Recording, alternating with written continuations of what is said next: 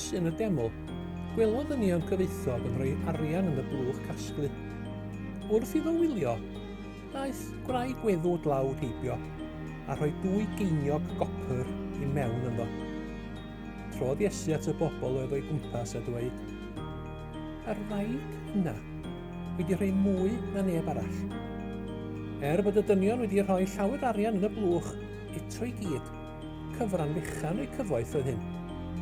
Roedden nhw'n gallu fforddio rhoi, am wnaeth o ddim costio llawer iddyn nhw. Ond rhoddodd y wraig weddw dlawd y cwbl oedd ganddi i Dduw."